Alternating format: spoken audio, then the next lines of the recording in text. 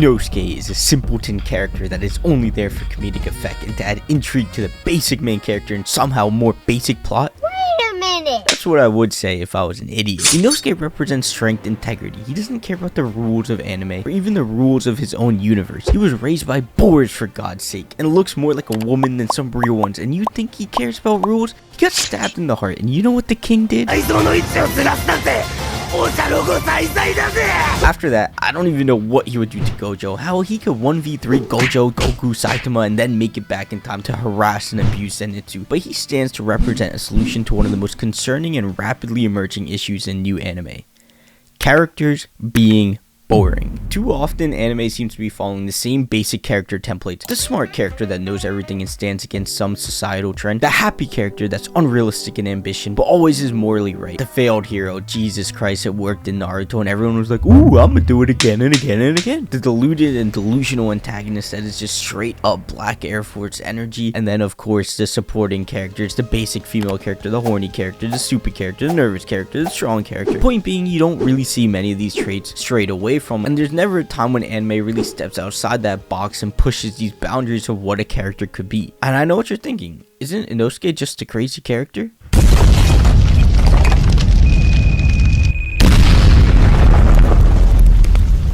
Oh no, this whole video's a mess. I'm wrong. Fuck!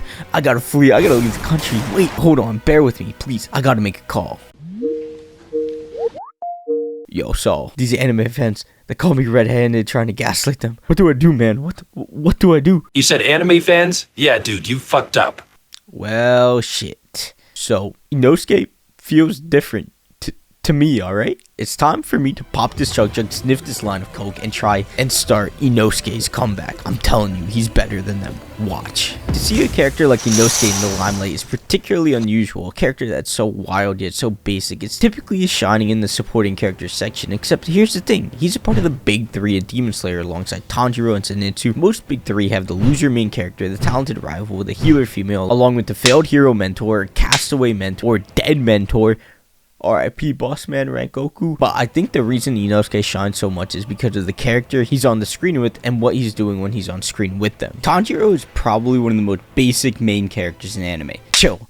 It's not a bad thing. Not every MC needs to be Lelouch, but let's be honest, brother. His family got murked.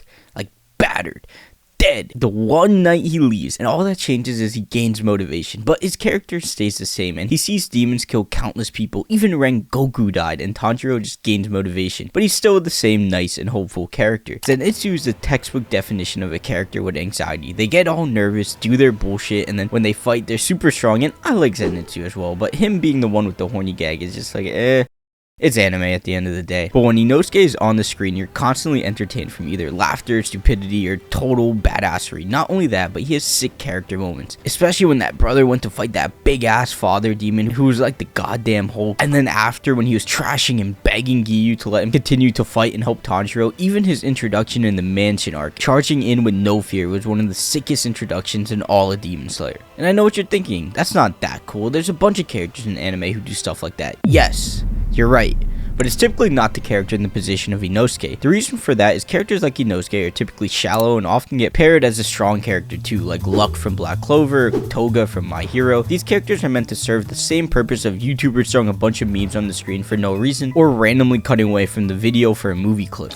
What the fuck are you talking about? Just in case you fell into a daze. Most of the time this is caused by 1, seeing the same characters over and over, or 2, they did a backstory exposition dump for a majority of the last couple episodes, so they decide to cut away to this mentally deformed monster going crazy for 20 minutes. Like, are you entertained now? Like, are you paying attention now? Just to shock you back into it. They're often going to be fan favorites too, because when they do get moments, it's epic. And not only blow us away, but they aren't supposed to shake your heart or get you feeling that move. Inosuke is impossible to hate, let's be honest, unless you're some loser that thinks because you read Berserk and Vagabond, you reach some higher level of being. Like, for real, the dude runs around with a freaking boar on his head. He even got a new sword and was like, nah, I need to handicap myself right now. I mean, look at the headspace of his character. While Tanjiro was dreaming of his family like a little bitch, and Zenitsu was doing whatever this is, Inosuke was out there having full-on expeditions, ordering soldiers around, looking for God knows what. He knows who he is, and he is him. But here's the thing, though, about Inosuke. He does have heart-wrenching moments that will make you feel moved. Like I said, most of the time we see these characters in one concurrent state, being insane and fun, as well as a lot of really cool action scenes, but Inosuke cries, and he cries like a little kid at the death of Rengoku. To see a character like Inosuke cry will shock you more than any comedic joke or insane movement of the organs. He's genuinely moved and disappointed at his own failure, his own lack of power, so angry at himself for being useless in Rengoku's fight, and to see him in the end conclude that him and Tanjiro need to get stronger while welling tears in his eyes was unexpected, and also sad that this is supposed to be some basic character, someone simple, yet he himself wants to evolve, and to this point always viewed himself as the strongest, yet he feels helpless all at the same time, like being brought down to reality and forced to live in his own failure, knowing that in a different world, in a different time where he's stronger, Rengoku would still be alive. There's genuine curiosity now of how Inosuke is going to react, because not only has Inosuke changed, but the stakes of Demon Slayer as a whole. Now you know characters can die, and important ones at that. No one is safe, and just as Inosuke is brought with this, so is the audience. Inosuke breaking the mold and adding in serious themes into the story is only amplified by the mundane nature of character development in Demon Slayer as a whole, and in his fights it's only doubled down on when he gets his back against the wall against Daki, and I think this can be seen when fighting with Tanjiro and Zenitsu. He no longer has that reckless ambition, and there was moments in those fights when he was driving the two of them to keep pushing and not to give up, while giving us that satisfying finish that we all like, in that moment of jubilation for the three of them as they had stepped up to the plate. But for Inosuke, who associated so much of his pride in being with strength, he was able to overcome and know that he hasn't stayed in the same place as well as he was when Rengoku fought Akaza, but now he's stronger and capable of handling business on his own. Inosuke stands apart from all characters in his archetype of achieving the same effect of being comedic, crazy, strong, but with a thread of care and genuine sadness, whilst having proper character development. Maybe you see this and think Inosuke is still a stupid, bore-headed fool running around and shouting nonsense in that shitty mainstream anime Demon Slayer, but he stands apart from the rest of the pack for me as one that's pushing the boundaries of what it means to be an anime character by taking risks with his character in a way that many anime wouldn't. I mean, to make some guy run around with a boar on his head with chip swords in this world filled with demons and making him one of the central characters of the story seems bizarre, but whether it's the fact that Demon Slayer has a lot of bland characters, thus making him stand out more, or the fact that he's simply just that awesome, he really is the pinnacle of what anime can be, and the fact that you can make any character do anything, which is what makes the genre so enticing. There's so much room for growth and mix of combinations, but doing something truly new is rare nowadays. Maybe the likes of Freyrin or the Dark Trio will bring that change, as we've seen with more anime taking risks, from Chainsaw Man having a main character's motivation be Riz, or Jujutsu Kaisen removing the most popular character from their story for the whole season.